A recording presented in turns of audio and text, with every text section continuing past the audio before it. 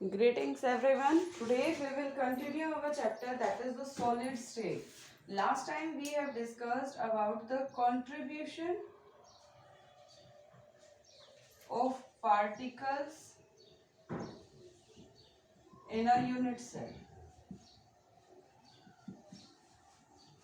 बेटा ये हम बात कर चुके हैं, लेकिन फिर भी ये बात बतानी जरूरी है क्योंकि आज हम डिस्कस करेंगे some of the numerical based on this topic कि कंट्रीब्यूशन। अब अगर हम बात करते हैं कॉर्नर पे आपको बताया था कि एक यूनिट सेल के हिस्से में कॉर्नर पर सिर्फ कंट्रीब्यूशन कितनी होती है, एक पार्टिकल की 1/8। टोटल कॉर्नर कितने हैं बेटा, 8। 1 2 3 4 5 6 7 8। टोटल कंट्रीब्यूशन 8, यानी टोटल कॉर्नर पर पार्टिकल की कंट्रीब्यूशन कितनी आ जाती है बेटे, 1। अब अगर हम बात करते हैं एट फेसेस, सिर्फ फेस की बात कर रही हूँ बेटा, face centred cubic unit cell की बात नहीं कर रही। फेस का मतलब particle at the face centre touches by 2 unit cell, यानी एक के हिस्से में 1/2 आया। टोटल फेसेस 6 है तो कंट्रीब्यूशन हमारी हो गई 3। अगर हम बात करते हैं at edges, there are 12 edges but 1 जो ये एज है ये किसने और पार्टिकल्स के कांटेक्ट में है बेटा, 12 4 के, तो एक के हिस्से में 1/4 आ गया, तो ये कितनी कंट्रीब्यूशन हो गई, 3। अगर हम बॉडी सेंटर की बात कर रहे हैं,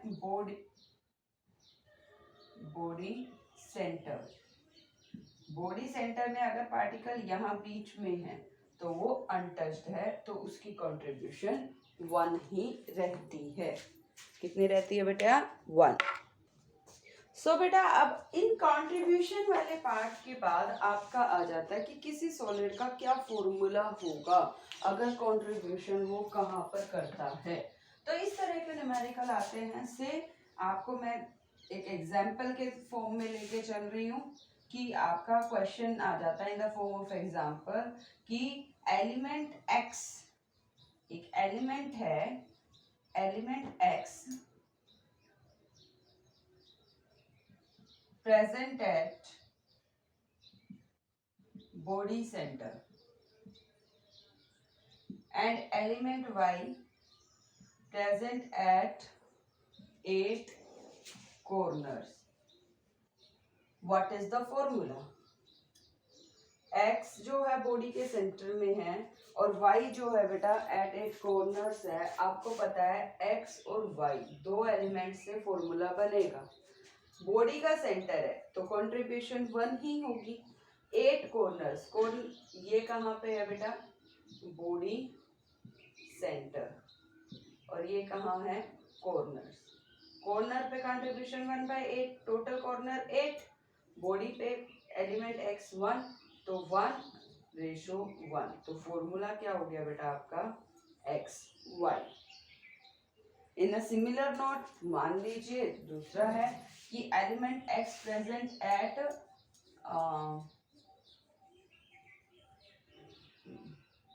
4 फेसेस, 6 फेसेस की बजाय 4 फेसेस दे दिया और y एट द 8 कॉर्नर, तो x और y यहाँ फेस ले लो, यहाँ कॉर्नर लिख लो। फेस पे कंट्रीब्यूशन 1/2, 4 फेसेस है बेटा, और यहाँ पे कॉर्नर पे कंट्रीब्यूशन 1/8, कैंसिल हो गया 2, यानी फॉर्मूला बन गया आपका x2y। क्रॉस में नहीं लेके जाना है इसको, ये फॉर्मूला हो गया आपका x2y। तो कोई भी एलिमेंट की प्रेजेंट को बताता है किसी भी तरीके से कि एलिमेंट इस तरीके से प्रेजेंट है तो उसकी कंट्रीब्यूशन क्या होगी, तो हम ये तरीका अपना सकते हैं to get the contribution. Got it बेटा। नेक्स्ट हमारा इसी में ही एक न्यूमेरिकल आ जाता है कि इफ सोडियम मेटल, सोडियम एक अकेला एलिमेंट है, कहता है, मैं क्वेश्चन लिख देती हूँ बेटा यहाँ पे,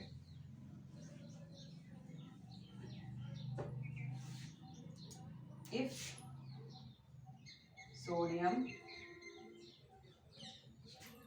मेटल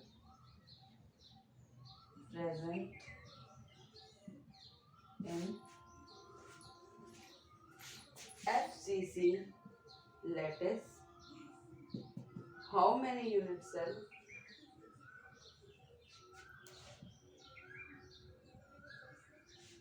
are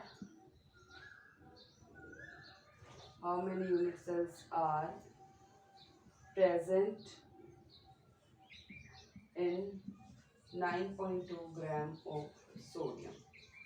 कि आपने सोडियम के यूनिट सेल कितने होंगे ये बताना है, और सोडियम का आपको लैटिस दे दिया 4 FCC।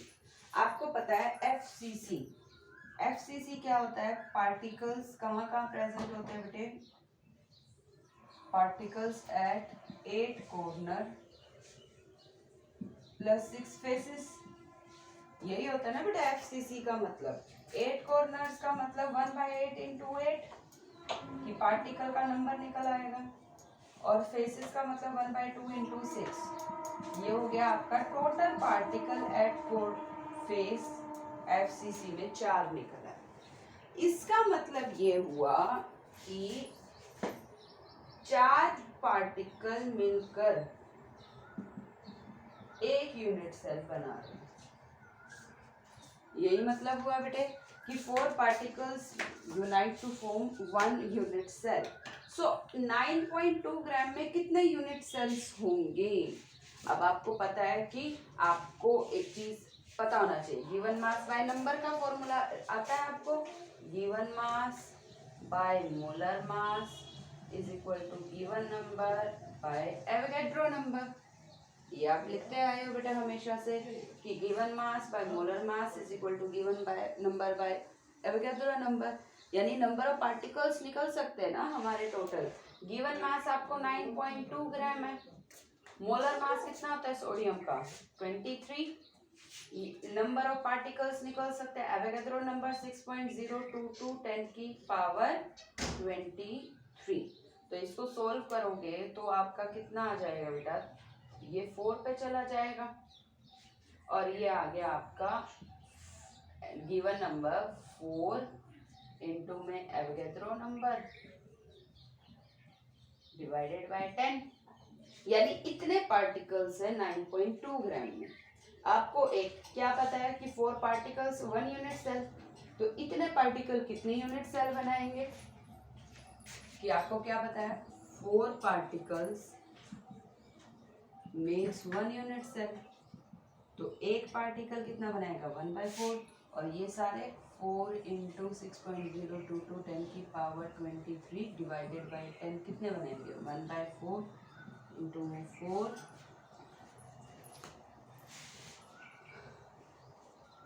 इंटू में 6.022 10 की पावर 23 डिवाइडेड बाय 10। 4 से 4 कैंसिल हो गया बेटा, 6.022 10 की पावर 22।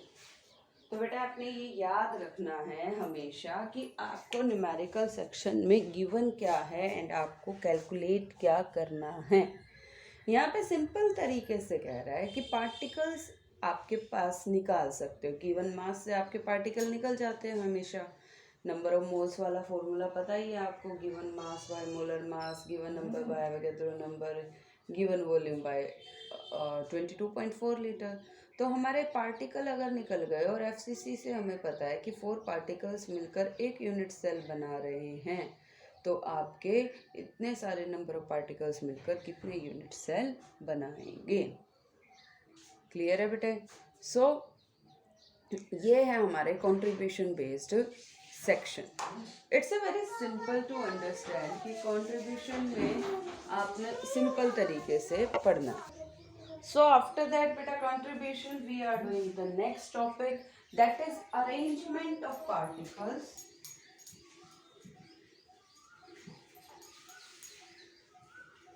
बेटा अब हमारा नेक्स्ट टॉपिक है arrangement of particles in a solid. आप हमेशा ये पढ़ रहे हो कि पार्टिकल 8 कॉर्नर पर प्रेजेंट है। क्या आपको किसी सॉलिड में क्यूब दिखता है? ऐसा नहीं होता। ये सिर्फ आपके पार्टिकल की अरेंजमेंट से जो शेप निकल कर आती है उसके बारे में हम इन क्यूब्स वगैरह को समझते हैं। एक्चुअल में ये पार्टिकल्स की अरेंजमेंट ही है।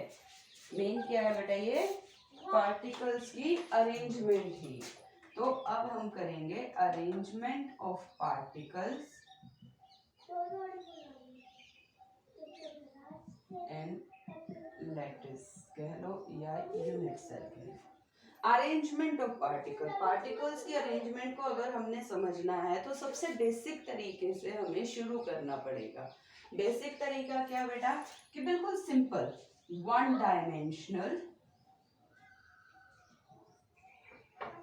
अरेंजमेंट। किसकी बात करेंगे बेटा हम पहले, one dimensional arrangement. One dimensional का मतलब क्या होता है बेटा, कि एक डायमेंशन, एक लेयर के बारे में आप सबसे पहले कंसीडर करो। पार्टिकल स्फेरिकल इन नेचर होता है, तो स्फेरिकल वो किस तरीके से अरेंज होगा, ये पार्टिकल एक सिमेट्री में अगर अरेंज हो जाते हैं तो ये क्या कहलाता है बेटा, वन डायमेंशनल अरेंजमेंट। कि पार्टिकल एक सिमेट्री में अरेंज हो गए, एक लाइन है। लाइन ऐसे भी हो सकती है, लाइन ऐसे भी हो सकती है, लाइन ऐसे भी हो सकती है। लाइन तो बेटा स्ट्रेट, स्लांट, स्लीपिंग किसी भी तरीके से हो सकती है। तो ये एक तरीका है to represent the arrangement in one dimension. तो बेटा इसमें एक और वर्ड आपको पता होना चाहिए, कोऑर्डिनेशन नंबर। कोऑर्डिनेशन नंबर का मतलब क्या होता है, कि जिस भी हाइलाइटिंग पार्टिकल को आप कंसीडर कर रहे हैं उस हाइलाइटिंग पार्टिकल के एडजस्टमेंट में, यानी इसके टचिंग स्फीयर कितने हैं, the nearest neighbour of a particle, इसका टचिंग में ये है और ये है, यानी इसका कोऑर्डिनेशन नंबर कितना हो गया बेटा, 2। कितना हो गया बेटा इसका कोऑर्डिनेशन नंबर 2, क्योंकि जो स्फीयर टच में है बेटा उसके बारे में हम इसमें बात करते हैं। So this is the one dimensional arrangement. और जब हम बात करेंगे टू डायमेंशनल अरेंजमेंट की, तो टू डायमेंशनल मीन्स एक लेयर को हमने ऐसे लगा दिया, जब जैसे ये फिंगर्स है ये वन डायमेंशनल। टू डायमेंशनल इसके नीचे एक लेयर आ गई, ये भी टू डायमेंशनल है, यानी 2 डायमेंशन लेंथ और ब्रेड्थ जिसमें दिखती हो। 3 डायमेंशनल की बात करेंगे तो एक लेयर ये, दूसरी लेयर ये, लेंथ ब्रेड्थ के साथ हाइट भी आ जाए। यानी अब हम पढ़ेंगे 2 डायमेंशनल अरेंजमेंट। 2 डायमेंशनल अरेंजमेंट का मतलब है जब हमारी एक लेयर ऐसे है,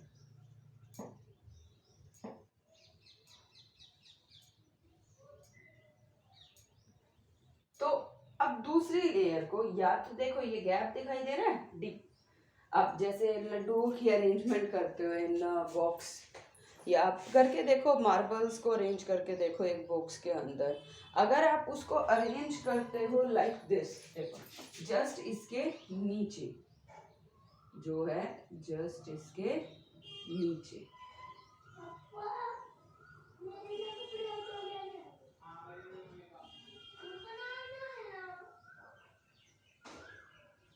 इस तरह से, just particle at the beneath of the first layer. So this type of arrangement क्या कहलाती है, स्क्वायर प्लेनर।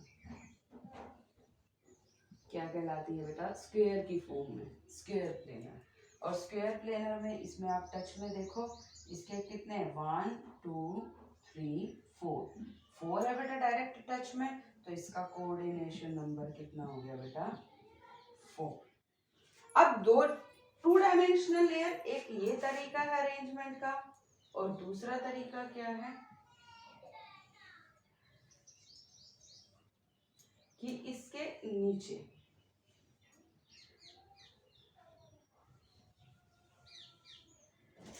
जस्ट ये एक लेयर है आपकी, तो उस लेयर के जस्ट नीचे जब सेकंड लेयर आती है तो वो आपकी हेक्सागोनल 2 डायमेंशनल अरेंजमेंट कहलाती है। कौन सी अरेंजमेंट कह रही हूँ बेटा मैं? Hexagonal 2 dimensional arrangement. 2 डायमेंशनल कैसे बेटा? एक कोई भी एक स्फीयर ले लो, नॉट इन द नीड कि मैं ये वाला लूँ या ये वाला, एक यूनिट सर्कल, एक लैटिस में किसी भी तरीके से मान लो ये वाला ले लिया। इसके स्फीयर के डायरेक्ट टच में 1 2 3 4 5 6, ये भी इन टच है बेटा। 6 स्फीयर इन टच है, तो इसका कोऑर्डिनेशन नंबर 6। तो ये आपकी हेक्सागोनल अरेंजमेंट कहलाती है विद 2 डायमेंशनल। बात समझ में आ रही है बेटा कि हमारे जो पार्टिकल्स की अरेंजमेंट होती है वो इस तरीके से होती है, 1 डायमेंशनल अरेंजमेंट, 2 डायमेंशनल अरेंजमेंट।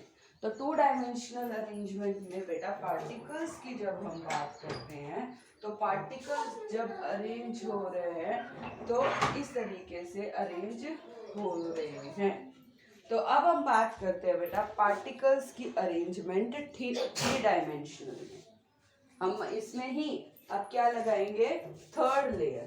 तो 3 डायमेंशनल अरेंजमेंट की जब हम बात करते हैं तो 3 डायमेंशनल मैंने बेटा जब हम डिस्कस करते हैं 3 डायमेंशनल अरेंजमेंट की, तो 3 डायमेंशनल अरेंजमेंट आप अपने फिंगर्स को लेके चलो। ये फिंगर, ये 1 डायमेंशनल, ये 2 डायमेंशनल, ये सारी लेयर क्या है? ये ऐसे ही तो है, 1 2 सेकेंड लेयर, थर्ड लेयर, तो ये 2 डायमेंशनल अरेंजमेंट है। जब हम इसके ऊपर थर्ड लेयर लगाएंगे, सेकेंड लेयर लगाएंगे लाइक दिस, एक फिंगर के ऊपर सेकेंड लेयर, वो अरेंजमेंट ही डिसाइड करती है कि आपका यूनिट सेल कैसे बनता है। मान लीजिए 3 डायमेंशनल अरेंजमेंट की बात कर रही हूँ, तो जब मैं एक के नीचे एक रख रही हूँ क्यूबिक यूनिट स्क्वायर प्लेनर में, तो जब आप इसके ऊपर सेकेंड लेयर लगाओगे वो भी तो जस्ट इसके ऊपर ही आएगी लाइक दिस। और अगर मैं इसको थोड़ा सा स्लांट करके देखूं तो ऐसे, कैसे बेटा? इधर देखिए,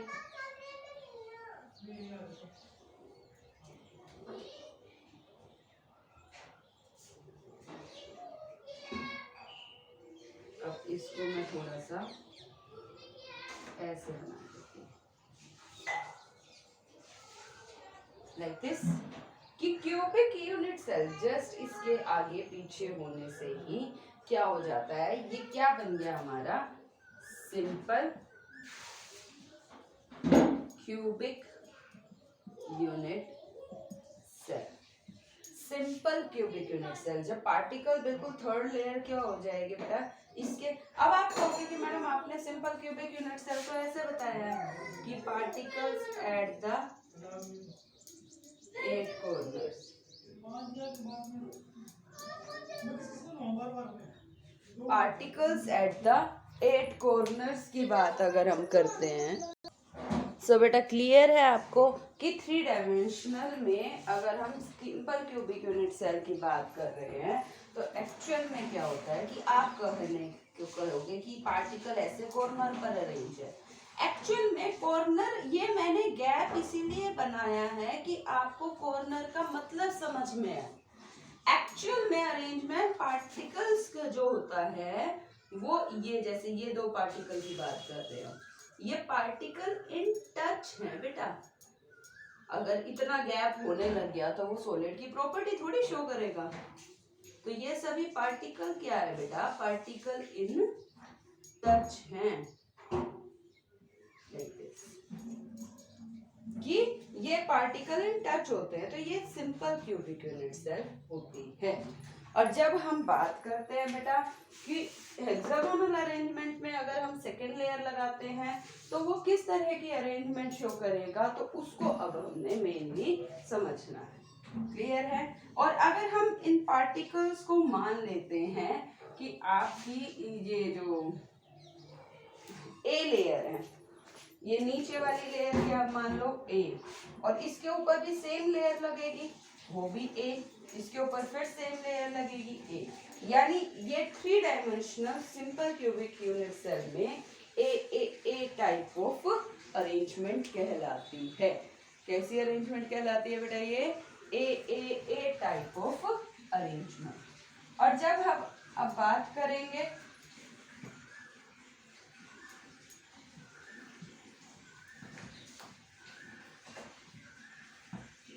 हेक्सागोनल क्लोज पैकिंग में, तो हेक्सागोनल क्लोज पैकिंग को आपने देखना है कि मैं थोड़ा सा बड़ा बना, ये इन बिटवीन द स्फीयर है बेटा, ये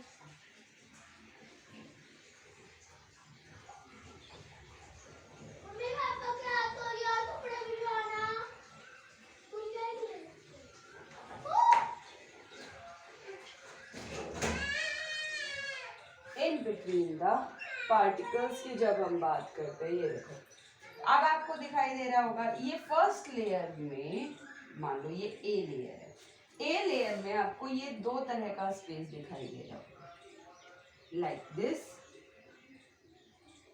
और लाइक दिस। तो ये आपका क्या कहलाता है? स्पेस।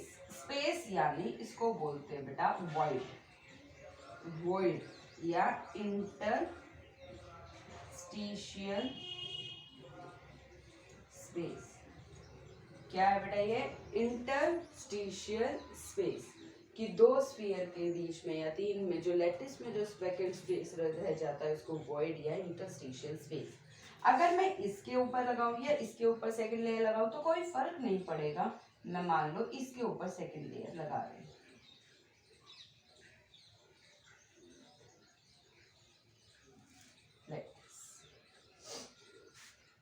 जब इस स्फीयर के ऊपर सेकंड लेयर लगती है बेटे, तो इसका मतलब क्या हो जाता है कि जो आपके पार्टिकल्स हैं उनके बारे में अरेंजमेंट को देखना आपने। देखो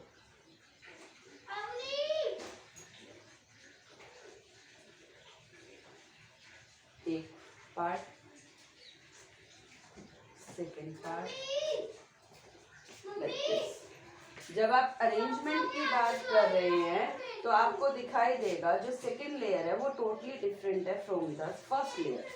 जब वो फर्स्ट लेयर से टोटली डिफरेंट है तो आपको दिखाई देगा there is a now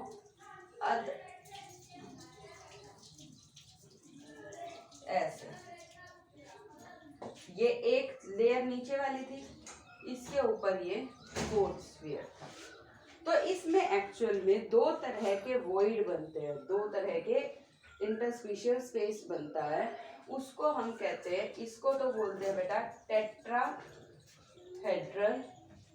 void. कौन सा वॉइड बोलेंगे बेटा? Tetrahedral void. ये वाला दिखाई दे रहा होगा आपको। ये वॉइड कैसे बना कि चाहे नीचे के 3 स्फीयर ले लो या ऊपर के 3 स्फीयर ले लो, डजंट मैटर, कि नीचे 3 ये नीचे वाला स्फीयर लगा लो और इसके ऊपर थर्ड लेयर वाला नीचे का, तो जो स्फीयर 4 स्फीयर से घिरकर बनता है उसको टेट्राहेड्रल वॉइड बोलते हैं। और इधर देखो, ये आपका वॉइड देखो, एक ये आपका स्फीयर है, नीचे वाली लेयर का एक ये है, एक ये, 3, और ऐसे ही 3 ऊपर है, एक ये, दूसरा, तीसरा। यानी जो ये वॉइड बना है it will be formed by the arrangement of 6 sphere. तो इस वॉइड को हम बोलते हैं बेटा ऑक्टाहेड्रल वॉइड। कौन सा वॉइड बोलते हैं बेटे? Octahedral void.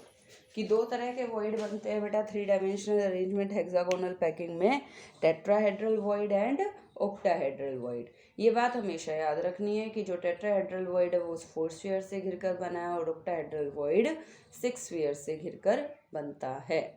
अब सेकेंड लेयर फर्स्ट लेयर से डिफरेंट है, ए लेयर बी लेयर से डिफरेंट है। अब सी लेयर, एक और लेयर जब मैं इसके वॉइड के बीच में लगाऊंगी कि अगर मैं tetrahedral, if we place third layer at tetrahedral void, तो वो जस्ट ये टेट्राहेड्रल है, ये नीचे वाली, ये वाली, अब टेट्राहेड्रल इसमें कौन सी बनी, ये टेट्राहेड्रल है बेटा। इस टेट्राहेड्रल वॉइड के ऊपर जैसे ही मैं नेक्स्ट लेयर लगाऊंगी, नेक्स्ट पार्टिकल को रखूंगी, it will be as similar as the first layer, कि वो फर्स्ट लेयर के सिमिलर होगा। If we place the third layer on the tetrahedral void, मान लो ये है, एक और बढ़ा दो ऊपर की तरफ, तो मैं जैसे ही टेट्राहेड्रल ये है ना, इसके ऊपर नेक्स्ट लेयर लगाऊंगी तो वो पहली लेयर से इक्वल होगा, यानी वो आपका A B type of arrangement देता है। If we place third layer at octahedral void, तो वो आएगी बेटा डिफरेंट लेयर आएगी, इसके ऊपर एक और लेयर लगा दो वो डिफरेंट आएगी, लेकिन जब आप फोर्थ लेयर लगाने लगोगे तो वो फर्स्ट वाले के सिमिलर आएगी, यानी A B C type of arrangement वो शो करता है, और इससे आपको डिफरेंट टाइप्स की अरेंजमेंट मिल जाती है। और ए बी सी टाइप आपकी और कोई नहीं, C P cubic unit, cubic close packing कहलाती है बेटा, वो क्यूबिक क्लोज पैकिंग कहलाती है, और cubic close packing is similar to FCC, cubic close packing आपकी एफसीसी के सिमिलर है। सो बेटा आज के लिए इतना ही है, आप इसको रीड करो, पढ़ो, समझो, क्योंकि ये अंडरस्टैंडिंग वाला टॉपिक है, so read it from your book. Thank you.